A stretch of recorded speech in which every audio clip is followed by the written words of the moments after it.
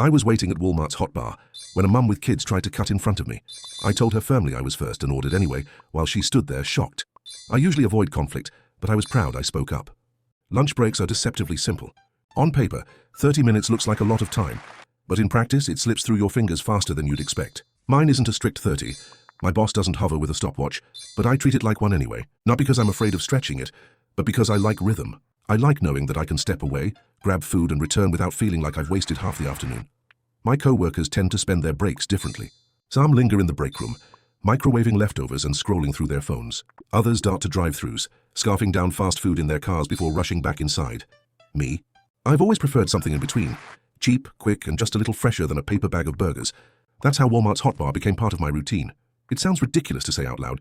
Yeah, I get lunch at Walmart. But the truth is, it works. The food isn't gourmet, but it's hot, filling, and cheap enough not to feel like I'm throwing away half my paycheck. And the location seals the deal. Close to the office, easy in and out, at least when the universe cooperates. The downside is that the hot bar runs on its own mysterious schedule. Sometimes an employee is standing there before you even arrive, scooper in hand, ready to pile fried chicken, potato wedges, or mac and cheese into a container. Other times, most times if I'm honest, the counter is deserted. Steam rises from the trays as if mocking you. The food glowing under heat lamps while you stand there, waiting for someone to appear from the back.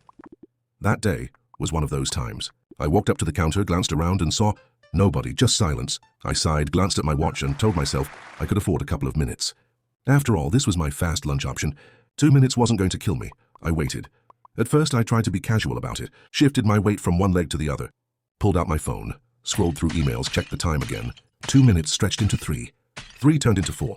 Each second felt louder in the silence, the kind of silence that gets heavier the longer it drags on. Behind me, carts squeaked against linoleum. Overhead, the hum of fluorescent lights and the occasional crackle of an announcement over the intercom layered into the background noise. Then came the stampede. 3 kids, maybe between 5 and 10 years old, tore down the grocery aisle like it was a racetrack. Their sneakers squeaked, their voices pitched so high it pierced the air. They darted toward the hot bar, pointing with stubby fingers, their words tumbling over one another in shrill excitement. Chicken. I want chicken. Look at the macaroni. Mom. Before I could even step aside, they pressed their noses against the glass barrier, smearing it with breath and fingerprints. Their laughter echoed, filling the space with the kind of chaos only kids can produce. I stiffened. I've never had a high tolerance for that kind of noise, especially when I'm already running on limited time. Still, I clenched my jaw and reminded myself, they're just kids. Kids get excited. Then she appeared. The mother came sauntering out of produce, phone glued to her ear, her voice booming as if she were on stage. She wasn't whispering, wasn't even speaking at a normal volume. She was practically narrating her entire conversation for the store. I didn't catch what she was talking about, only that it seemed entirely too trivial for how much oxygen she was using to share it. She didn't look at her kids. She didn't look at me. She just walked straight up and planted herself beside me, so close our arms almost touched.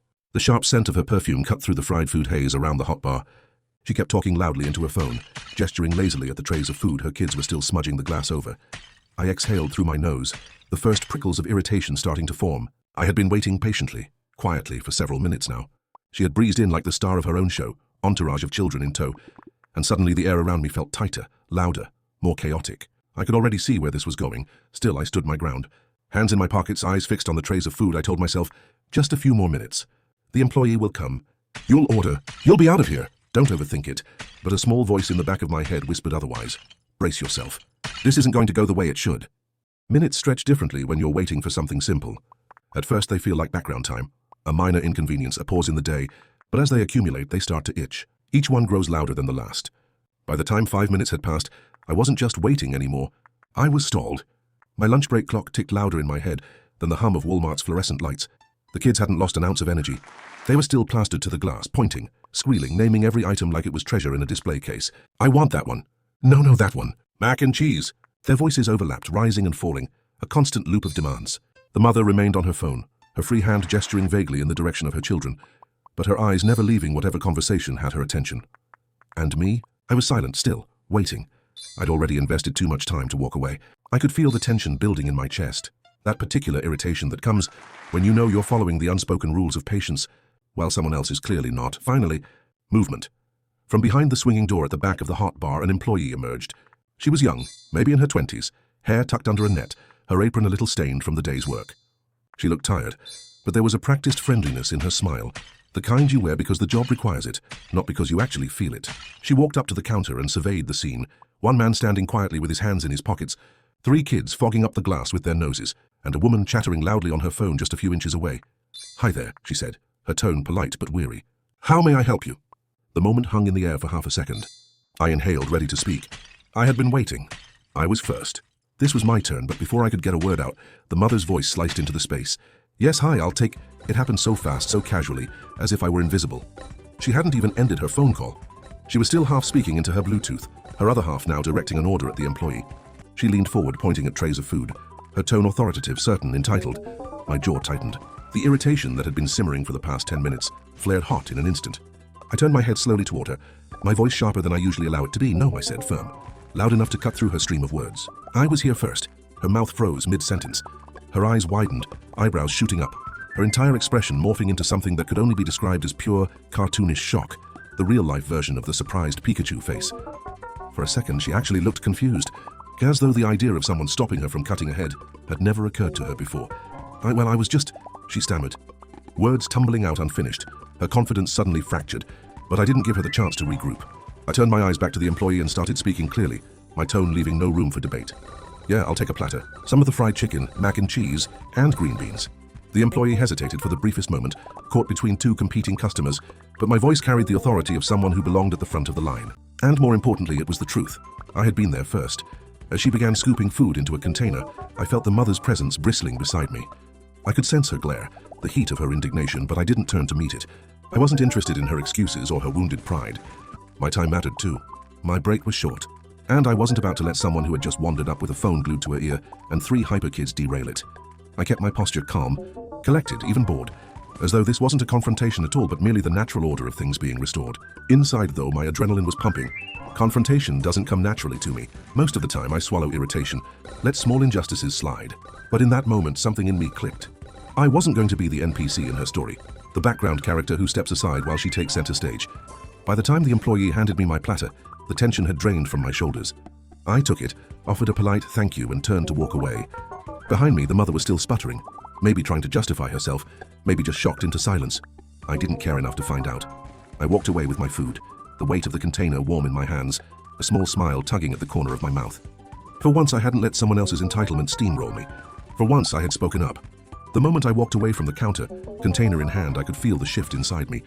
On the surface, it was nothing more than a tiny lunchtime skirmish, a 5-second clash at a Walmart hot bar that no one would remember by the next day. But inside me, it was more than that. I could feel my pulse slowing down from the spike of adrenaline, my shoulders loosening, and underneath it all, a faint sense of pride. I don't usually confront people. That's not who I am. I've always been the type to let small slights slide, to shrug off rudeness, to avoid unnecessary conflict. If someone cuts me off in traffic, I mutter under my breath and move on. If someone skips me in line, 9 times out of 10, I let it happen rather than start a scene. My peace of mind has always seemed more valuable than a momentary victory, but this time felt different. Maybe it was the context, the fact that I only had 30 minutes, that I'd already spent more than 5 of them just standing there waiting. Maybe it was the way she carried herself, phone glued to her ear, kids running wild, body language screaming entitlement. Or maybe it was just the principle of the thing. I was there first, I was patient, and my time mattered just as much as hers. As I made my way through the aisles, weaving between displays of snacks and stacks of soda cases, I thought about how easily she had expected me to fold. She hadn't hesitated for a second. The moment the employee asked, "How may I help you?" she jumped in as if I were invisible. In her world, I was just background scenery, some faceless stranger who would quietly step aside while she got what she wanted. But I hadn't stepped aside. I had said no. A firm, simple, unshakable no. And in saying it, I had reminded both her and myself that I wasn't a placeholder in anyone else's story. My time, my presence, my voice had weight. I reached the self-checkout, scanned my container, and slid my card through the reader. The machine beeped its robotic approval, but my thoughts were still replaying the scene in my head.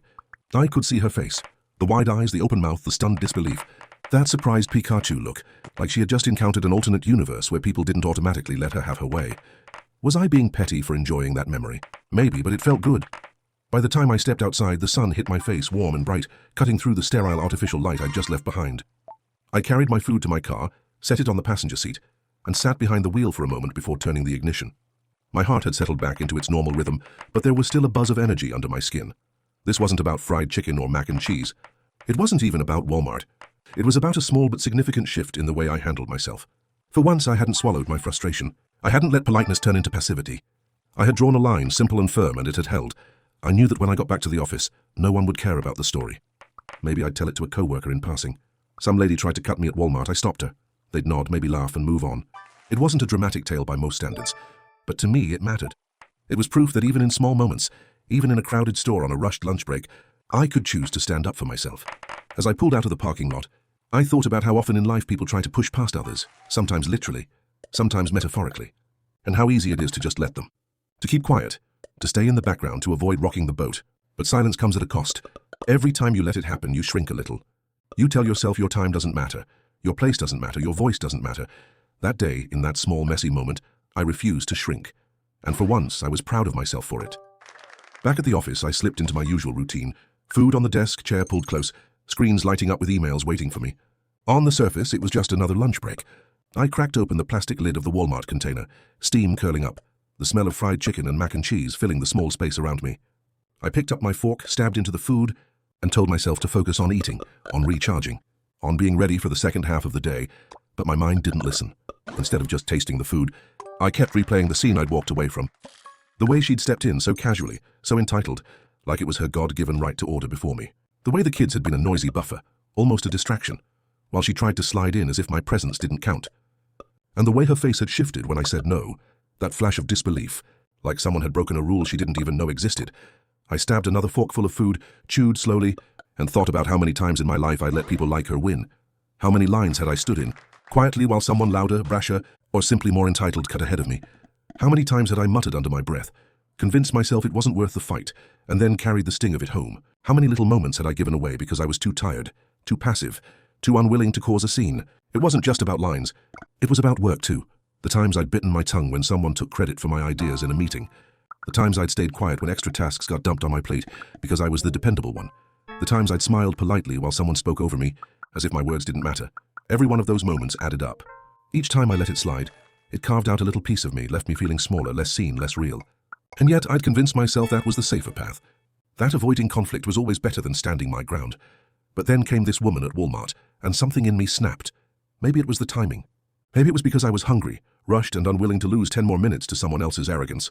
Or maybe, just maybe, I'd reached the point where I was tired of shrinking. I leaned back in my chair, fork still in hand, staring at my computer screen but not really seeing it. Instead, I saw that hot bar again. The steam, the fluorescent lights, her perfume, her phone glued to her ear. And then I heard my own voice clear and sharp. No, I was here first. It echoed differently in my memory than it had in the store. Stronger, firmer, more like a declaration than a simple objection. I hadn't just told her no. I had told myself no. No to being invisible. No to being brushed aside. No to letting someone else's world spin while I stood frozen like scenery in the background. And the truth was, it felt good, better than good, empowering. I thought about the look on her face again, the way her bravado cracked in that instant. And I realized it wasn't just about stopping her from cutting in line. It was about reclaiming something I'd been handing away piece by piece for years, my right to take up space. The food was warm, comforting, but I barely tasted it. My thoughts carried me deeper, back through other times when I'd swallowed anger instead of expressing it. I remembered being a kid in school, letting people cut ahead of me in the lunch line because I didn't want to start a fight. I remembered early jobs where I'd worked unpaid overtime without complaint, while others clocked out and left me behind. I remembered friendships where I'd been the quiet one, the reliable one, the one who went along with whatever everyone else wanted. This wasn't just about Walmart. It was about a lifetime of small silences. And yet here I was, finally realizing that maybe silence wasn't always the noble path I thought it was. Maybe sometimes it was just surrender. I glanced around the office. My co-workers were hunched over their desks, typing, chewing, chatting in low voices. None of them knew about the tiny victory I'd had at Walmart. To them, it was just another day. But to me, it wasn't. To me, it was proof. Proof that I could draw a line in the sand, no matter how small. Proof that I could push back, even against someone louder, even against someone who assumed the world bent around them. Proof that I didn't always have to choose silence. I smiled faintly, scooping up another bite of mac and cheese, and thought, maybe this was just the beginning. Maybe I'd start carrying that voice with me more often. Maybe the next time someone tried to bulldoze me in a meeting, I'd stop them mid-sentence. Maybe the next time someone dumped work on me unfairly, I'd say, no, that's not mine. Maybe I'd stop waiting for permission to stand up for myself and just do it, all because of a Walmart hot bar, a line, and one entitled woman who didn't expect me to speak up. That night, after the workday ended and the hum of fluorescent lights gave way to the quiet of my own home, I found myself still replaying the scene from Walmart. It's funny how something so small, 5 minutes at a hot bar, a single word spoken more firmly than usual, can echo louder than events you'd think would matter more. I set my keys on the counter, microwaved some leftovers I didn't really need after already having that heavy lunch, and settled into the couch. The house was quiet, just the faint buzz of the refrigerator and the occasional car passing outside. I turned on the TV but barely watched it. My mind was still there in that Walmart aisle, Watching her face morph from casual entitlement to stunned disbelief. Why did it stick with me so much? Why did it matter? The easy answer was that it wasn't about Walmart at all. It was about the bigger pattern. About me. About all the times I'd let people like her slide past me, both literally and metaphorically. I thought about the people I've known who never hesitate to speak up. You know the type. Confident, assertive, sometimes even abrasive. They never let anyone cut them in line. Never let anyone talk over them. Never let their time be taken without a fight. I used to envy them, sometimes even resent them. To me, they always seemed to walk through the world with an invisible shield, as if their needs mattered more than everyone else's. But maybe they weren't shielded at all. Maybe they just believed something I had never quite internalized, that they had the right to stand up for themselves, that they didn't need to justify their presence, their time or their boundaries. Meanwhile, I had spent most of my life convincing myself that patience was virtue, that silence was strength, that letting things slide was the mature thing to do. And maybe sometimes it is, but other times it's just self-erasure. I thought back to earlier that day, to the way my heart had spiked when she tried to speak over me, to the way my mouth had opened almost on instinct, the word no spilling out before I could second-guess it. It hadn't been planned. It hadn't been rehearsed. It had just happened. And in that moment I had felt powerful, not because I humiliated her, not because I won some invisible battle, but because I didn't disappear. Because I took up space. Because I mattered enough to say it out loud. The TV droned on in the background, some sitcom laugh track echoing hollowly through the room, but I barely heard it. I sat there staring at the coffee table, replaying my life in fragments. Times when I'd stayed quiet and regretted it later. Times when I'd gone home angry at myself for not saying anything. Times when I had handed away my place in the world to avoid conflict. Maybe, I thought, this was the start of something different. Not that I was going to transform overnight into one of those hyper-assertive people who thrive on confrontation. That wasn't me, and it never would be. But maybe I didn't have to keep defaulting to silence either. Maybe there was a middle ground. Maybe I could learn to pick my battles better. Not every hill was worth dying on, but some hills were worth standing on. Like a Walmart hot bar at lunchtime when my 30 minutes mattered, I leaned back into the couch, a small smile tugging at the corner of my mouth. It was almost absurd, how proud I felt over something so trivial. If anyone else heard the story, they'd probably laugh. You're telling me your big life epiphany came from stopping a woman from cutting in line at Walmart? But they wouldn't understand. Not really, because it wasn't about Walmart. It was about me realizing I had a voice, and that I could use it. And once you realize that even once, it's impossible to unknow it. The days after the Walmart incident passed quickly, the way work weeks always do. Tasks piling up, emails pinging, deadlines inching closer. Life didn't stop just because I had spoken up at a hot bar. Yet in the quieter moments, the memory resurfaced. Not as a flash of irritation, but as something steadier, something heavier with meaning. It was strange how such a small event could ripple outward like that. 5 minutes of waiting, a single interruption, one firm word, no. That's all it had taken to tilt something inside me. I found myself thinking about it, while brushing my teeth in the morning, while waiting at red lights, while standing in line for coffee. Each time I realized more clearly what had happened. I hadn't just stopped a woman from cutting me. I had stopped myself from disappearing. For so long I had lived in the background of my own life. Always the quiet one, the accommodating one, the person who would rather bend than risk breaking. It made me easy to get along with, sure, but it also made me easy to overlook. People like the woman at Walmart don't consciously think about it. They just sense it. They can feel who will let them slide, who will step aside, who will swallow their frustration and move on. And for most of my life I had been that person, but not that day. That day I had drawn a line. Small, almost laughably so, but a line nonetheless. A line that said, I am here, I matter. My time is not less valuable than yours. The more I thought about it, the more I realized it wasn't about becoming confrontational or aggressive. I didn't need to transform into someone who argued over every minor slight. What I needed was balance. The ability to recognize when silence was strength and when silence was surrender. The courage to decide that some things, no matter how small they seemed, were worth standing up for. I replayed her face again, the wide eyes, the stammered words. It wasn't satisfaction at her discomfort that made me smile. It was the knowledge that for once I hadn't let myself be invisible. That I had forced the world, even if only for a few seconds, to recognize that I was there. Over time, I started to notice subtle changes in myself. At work, I spoke up a little more in meetings. I didn't let my sentences trail off when someone interrupted. I didn't accept extra tasks as automatically as I used to. At restaurants, I sent back an order when it was wrong instead of telling myself it wasn't worth the trouble. Small things, really. Insignificant on their own. But together, they began to stitch a new pattern into my life, all because of Walmart. It made me laugh sometimes, the absurdity of it. Of all the places to learn something about myself, of all the moments that could have served as a turning point, it had to be at a lukewarm hot bar, under buzzing fluorescent lights, with kids smearing their faces against the glass and a woman shouting into her phone. But maybe that was the point. Maybe life's lessons don't always arrive wrapped in drama or grandeur. Maybe sometimes they slip in through the cracks of ordinary days, disguised as inconveniences, waiting for us to notice them. That evening, a few days later, I stood in front of the bathroom mirror, toothbrush in hand, and caught myself staring at my own reflection longer than usual. Not because I looked different, but because I felt different. A little stronger. A little more solid in my own skin, and I thought maybe this is who I've been waiting to be all along. I'll still be patient. I'll still let the small stuff slide when it truly doesn't matter. But when it does, when it crosses that invisible line between inconvenience and disrespect, I know now that I can speak. I know now that I don't have to fade into the background. It wasn't about Walmart anymore. It was about learning to exist loudly enough that the world couldn't pretend not to see me. And that, to me, was worth every second of the wait.